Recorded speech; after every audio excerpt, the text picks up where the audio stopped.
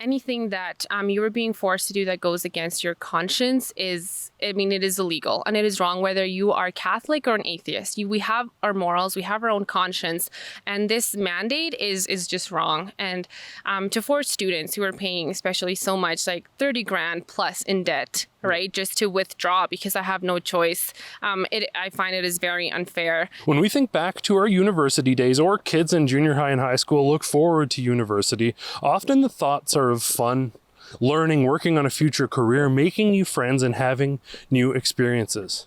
Well, vaccine passports and new COVID restrictions are fundamentally undermining that experience.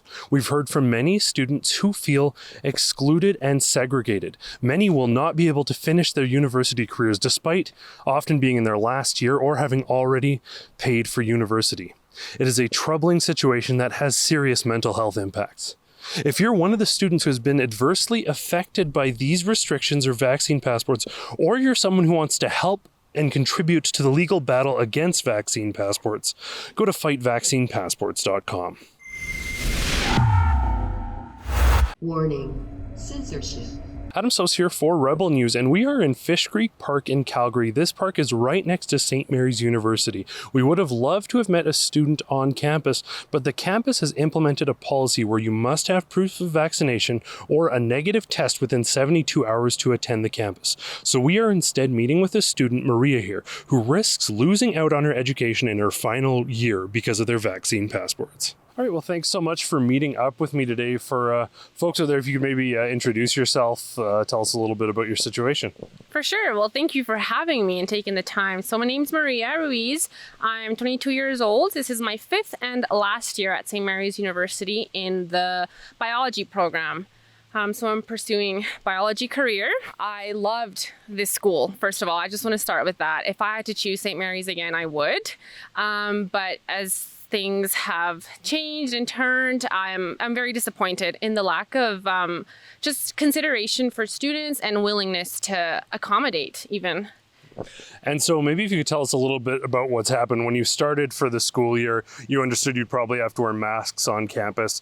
What's the situation now? What are the new policies that are coming into effect? Yeah, exactly. As you said, I paid my tuition, within the first week of school, and I knew that we were able to go back this year, thankfully, as long as we wore masks. We would be social distance and recommended to keep good personal hygiene. However, the very first change that happened was they made, as of January 1st, a vaccine mandate. And I was like, okay, well, that's, first of all, not what I signed up for when I paid my tuition. And then a couple days later, they released that they were changing it to October 4th. So that's coming up in a couple weeks here, just actually 1 week and a little bit. So now we are required to have proof of vaccination or otherwise. And this is what I was told personally by the president, Jerry Turgot, that I would be physically removed from the premises. And I will also be removed from my classes. And so the other question that people often ask with these types of stories is if reasonable accommodations are being made. There's arguments about whether forcing you to pay $40, $50 every few days to have a test available is a reasonable accommodation.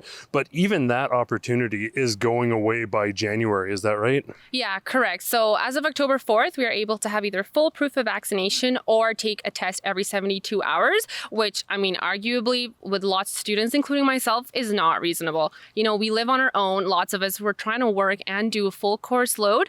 It is not reasonable. And then as of January 1st, it is full proof vaccination.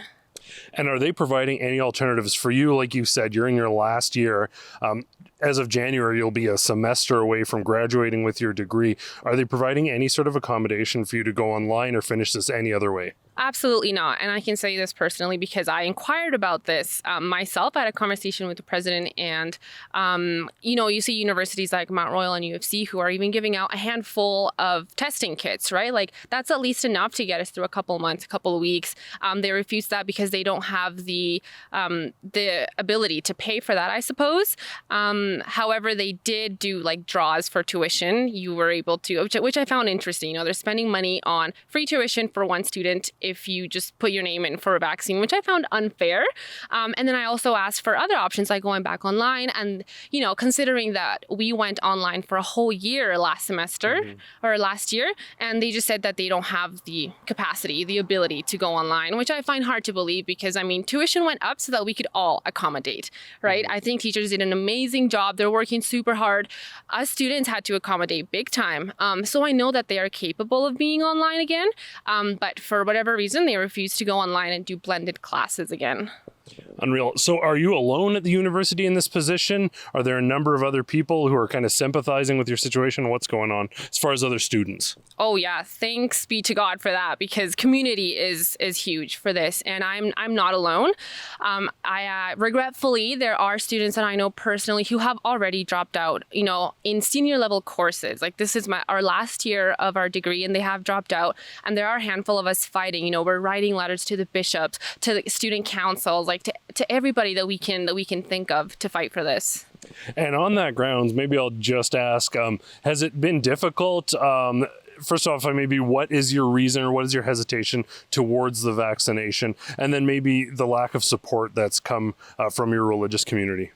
I think, first of all, anything that you were being forced to do that goes against your conscience it is illegal and it is wrong, whether you are Catholic or an atheist. We have our morals, we have our own conscience, and this mandate is just wrong. And to force students who are paying especially so much, like 30 grand plus in debt, right, just to withdraw because I have no choice, I find it is very unfair.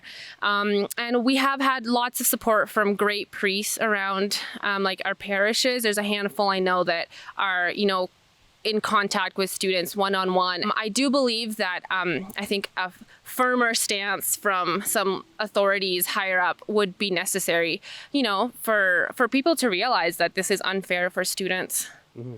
And one of the things that we often hear is that people who are against this are anti-vax. You're not anti-vax, you're pro bodily autonomy and pro the freedom to choose, right? Absolutely, yeah.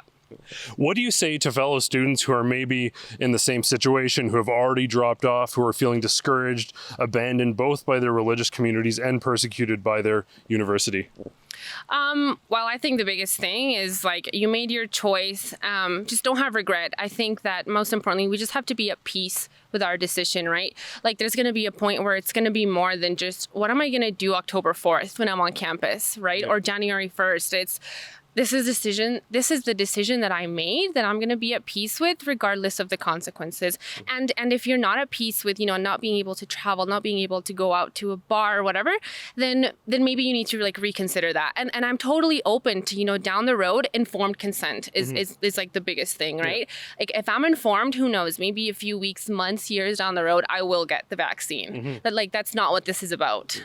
And like you've said, you're just asking for reasonable accommodation. You can do testing if they can provide the tests, as long as it's not like an overbearing cost. You're happy to do online training, social distance training. They're not willing to compromise on the one thing that you're reluctant towards. Exactly. And I've asked many times, and I just feel like they're just perpetuating segregation at this point, and even calling us out, finger pointing that we're not vaccinated, I think is unfair. Well, I want to thank you for taking the stand. I know society has segregated and deemed certain folks unclean and not worthy of admission to certain areas. It's brave of you to take a stand and to say that enough is enough. I want to thank Maria for having the courage to share her story with me. She's certainly not alone. We are hearing from hundreds of university students who are in the same position. It takes courage to be a public face for these types of stories and to take a stand. I want to thank you all for tuning in. For Rebel News, I'm Adam Soos. If you want to help students who are standing up against vaccine passports and their right for bodily autonomy, go to fightvaccinepassports.com. The degree to which lives and livelihoods are being affected by this vaccine passport is truly troubling. In the middle of our interview, someone biked by and they were giving us a couple glances as our interview finally wrapped up. They came up to us and said that they recognized us. This is in the middle of a park with nobody around. The first person who happens to bike by, they have a multi-decade career with WestJet. And tonight, at midnight, they risk losing their jobs if they don't agree to be vaccinated, despite their strong personal wishes not to do so. This is coercion and an extremely troubling development that is affecting more people than you can imagine.